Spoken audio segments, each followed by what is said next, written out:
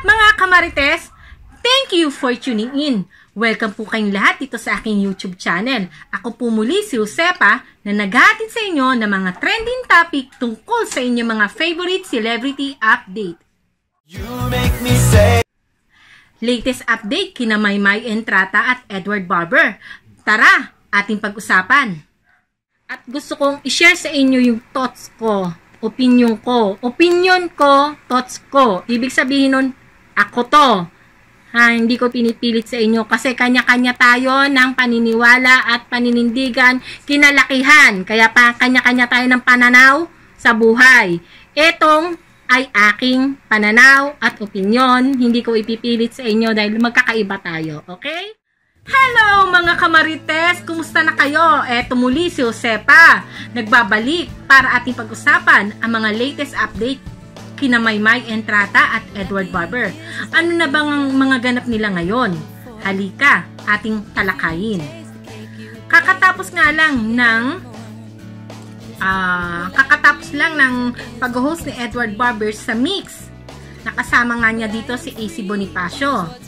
Yan.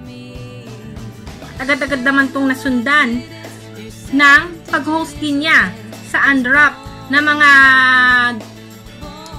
mga upcoming show ng ABS-CBN this sa panimula ng 2022. Yan.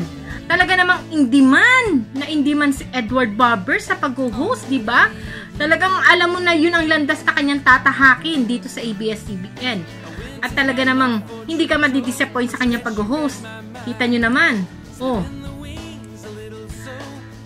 Kitang-kita na talagang nag-i-enjoy si Edward sa pag-host, di ba? Oh, ang saya niya, oh. Blooming na blooming, ang gwapo pa rin, di ba? Oh. Tingnan natin, oh. Ayan, may video. Yung nag-aalinlangan siya, yung ano bang tawag dito? Hindi naman comfort zone. Oh, yung comfort zone ba yung tawag doon? Introvert. Hindi mo na makikita si Edward dito na introvert siya. Diba? Ang galing na niya mag-host eh. Nalampasan na niya yung pagiging introvert niya. Kita mo naman, diba? Galing-galing na niya mag-host. Talika, tinan ulit. 8:30. Oh, syempre, bago yung kay Maymay, may ganap din si Edward. At host na naman siya sa Music Night na mapapaload naman to sa ABS-CBN na YouTube channel ng ABS-CBN. Ayan. Siya ang host uli. Siyempre. Yan. Tapos, mamaya, mayroon na naman. After ng news ko to, after ng kay Edward na ganap, sunod naman agad yung news ko to. At after ng news ko to, eto na. Oh, may ganap na naman si Maymay sa Shopee. Ayan, oh, 12-12-12. Kaya yung mga hindi pa nakakabili ng pamasko sa kanilang mga inaanak, pamangkin at mga mahal sa buhay, ayan na, i-add to cart na yan. Nandiyan dyan mamaya si Maymay, oh. Abangan natin yan, oh. Oh, diba? At syempre, hindi lang dyan natatapos ang ganap ni Maymay. Meron na naman siyang bagong upcoming show sa Kumu. At kung ano man ito, ating abangan. Ayan, ang mga behind the scene. O, diba? Pareho na sila ni Edward na may show sa Kumu. Si Edward ay ang Kwentong Barber Season 3 na hindi pa natin alam kung kailan ba ito mag-uumpisa. Baka sa umpisang pagpasok ng 2022 ito mag-umpisa o baka naman ito bago matapos ng taon na to, diba? Kaya abangan natin, diba? Hindi na babakante ang ating mga Lodi, ang ating Mayward. Hindi man sila magkasama pero patok na patok at talaga naman nag-uumapaw ang kanilang mga project, diba? Kanilang mga solo ganap. Oh, hindi man. Oh, ayan. Si Maymay, oh, nasa ASAP. Oh, nagre-rehearsal. Ayan.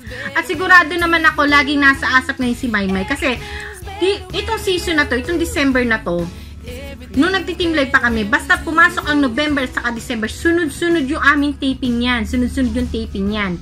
Kasi syempre, nag-iipon sila para sa December kasi meron silang holiday break. 'Diba? Mahaba ang bakasyon nila. Syempre, inaano nila yan. Tapos marami pa sila mga show. May mga Christmas, ABS-CBN Christmas special.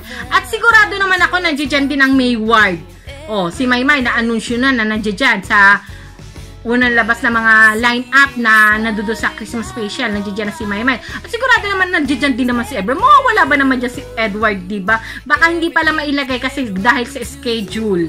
Diba? Dahil sunod-sunod naman talaga ang hosting project ni Edward sa ABS-CBN. Hindi lang sa ABS-CBN, pati sa Mix. O, diba? Kaya abang-abangan lang natin ang pangalan ni Edward kung kailan inaanunsyo. Pero sigurado naman ako na nandiyan siya sa Christmas special. Pero hindi ako sigurado kung si Edward ay nasa ASAP pa rin to, ha? Kasi baka sa I Want ASAP muna natin siya mapapanood dahil sunod-sunod ang taping ng ASAP wala man ako nakita na nandoon si Edward, puro si Maymay. Pero syempre dahil nandoon si Maymay sa ASAP, kaya abangan natin si Maymay sa ASAP, manood din tayo ng ASAP, diba? At I Want ASAP nandiyan ang sa isang ano ba tawag dito? Cafe? Bar? I don't know. Resto? I don't know. Ayan Spotted Edward Barber. Ayan. Ayan. Spotted siya. Sinong kasama ni Edward? Up! Bago niya bigyan ng mali siya. Ayan. Kung sinong kadate dito ni Edward. Bago niya bigyan ng mali siya, baka may girlfriend na. Ayan. Mga ka-churchmate ulit nila. Ni Maymay ang kasama ni Edward. Ayan ha. Malinaw. Ka-churchmate niya ang kanyang kasama. Ayan. Diba? Diba? Kung si Maymay ay nasa rehearsal ng ASAP at wala ka nakikitang iba niyang kasama, diba? Mayward pa rin! Yay! Diba? Kahit hindi sila magkasama, diba? Wala ka namang nakikitang may ibang kasamang babae si Edward. Wala ka rin nakikitang may ibang kasamang lalaki si Maymay, diba? Diba? May Mayward pa rin, pero tiis-tiis muna tayo kung kailan natin makikita ba talagang magkasama na sila. Diba? Bakit pa tayo pinagkakaitan? Pero okay lang.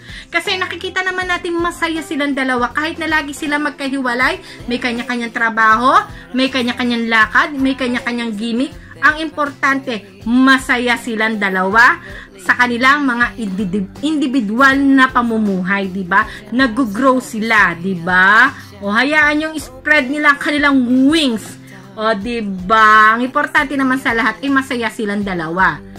Sa kanilang mga buhay-buhay, diba? Kaya tayo mga supporter, support din lang, okay?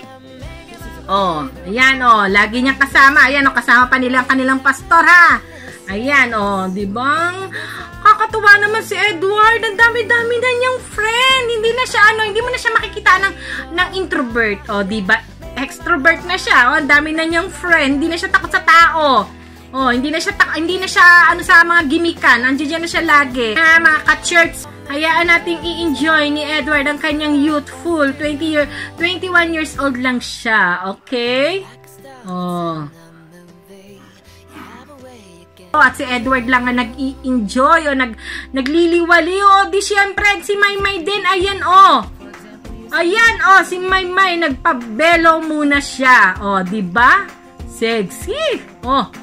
Sa belo siya. Ano kayang ganap ni Maymay? May kasama siyang guy. Sino to? Eto! Sino pa? Pili kayo kung sino dyan ang aw-aw ni Maymay.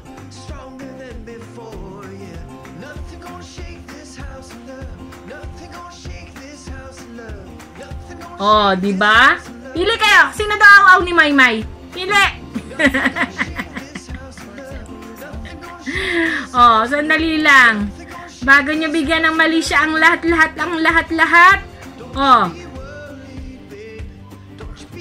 Kilalanin muna natin kung sino ba yung mga lalaki yung kasama ni Maymay. Ayan. Nakasama si Maymay. Diba? Kundi mga catwoman, mga kabugera din. Diba? Wala pa tayo nakikita kapalit ni Edward. Charot! Diba? Wala pa. Sino ba? Diba? Tayo hanap ng aw-aw. Sino ba yung aw-aw na yan? At napaka-mysterious talaga naman. Diba?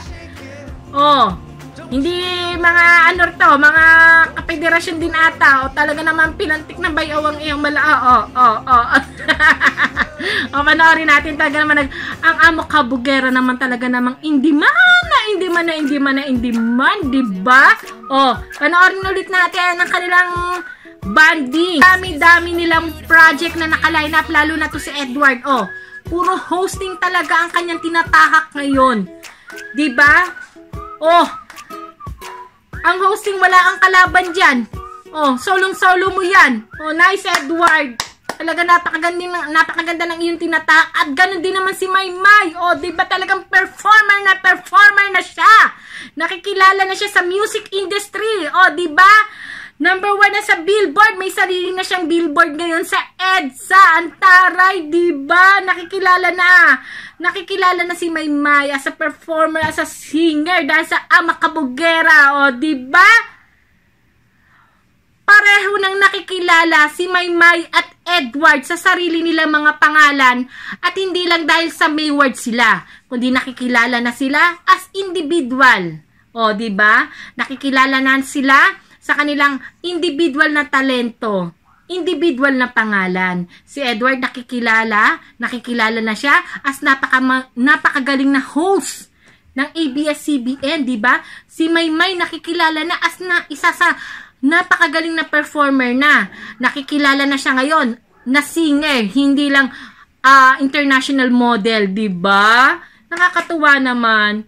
Kahit gaano man natin kamis o kahit sabik na tayo makita si Maymay Entrata at Edward Barber na magkasama ang Mayward. Pero blessing pa rin, 'di ba? At least nakikilala na sila ngayon as individual nilang pangalan. 'Di ba? Siguro ito yung gusto mangyari ng ABS-CBN kaya pinaghihiwalay sila para makilala sila as individual. Makita ng tao yung talent nila as individual, 'di ba? Oh, 'di ba? Ano ba magkakasama din ang Mayward? Tiis lang mga ka-Mayward flyers, 'di ba? Ang importante, masaya si Maymay sa kanilang si Maymay masaya, si Edward masaya sa kanilang mga tinatahak na proyekto, 'di ba? Ano ba pasasaan ni magkakasama doon uli? Magkakasama din uli ang Mayward, 'di ba? Malay natin, matuloy na ang kanilang teleserye. Pero sabi nga ni Edward, ayaw muna niya mag-acting. O diba? Kasi meron siyang kwentong barber. O malay nyo, bumalik na naman ang Call Me Maybe. Diba? Eh siguro naman kaya ayaw ni Edward ulit umacting. Baka naman inaantay niya ulit si Maymay. O, diba? Gusto niya Mayward pa rin ang kanya makasama. Gusto niya si Maymay pa rin siguro. At ganun din naman si Maymay. O, diba? O, diba? Wala ka pa rin naman nakikita. O, diba? Parang tinutotoo din ni Maymay na hindi niya makita yung sarili niya na maitambal siya sa iba. O, diba? At ganun din naman si Edward. Wala rin siyang ibang love team na gusto, kundi ang Mayward. Ganun din naman si Maymay. Wala siyang ibang gustong makasama o makapareha, kundi si Edward. Hindi niya nakikita ang sarili niya na maitambal sa iba. Diba? Pero wala rin naman sila magagawa. Kasi, trabaho is trabaho. Tayo mga supporter, kailangan din nating suportahan kung ano ang mga proyekto ng ating mga Lodi. Diba? O, iwas-iwas tayo sa mga bashing, diba? Kasi walang mangyayari dyan. Magpapasko. Suportahan na lang natin ang ating mga idolo. O, paano mga kamarites? Sa susunod ulit nating video, yung mga hindi pa nakasubscribe dyan, ha? Huwag nyo kalimutan mag-subscribe at i-click nyo yung bell button para lagi kayong updated sa mga latest video ko. At kung meron naman kayong mga suggestion o may gusto kayong panoorin o pag-usapan dito sa aking YouTube channel, i-comment nyo na yun sa baba. At maraming salamat sa lahat ng magagandang komento ninyo. Lahat po iyan ay aking nababasa. Maraming salamat mga kamarites. Sa susunod kong video, paalam!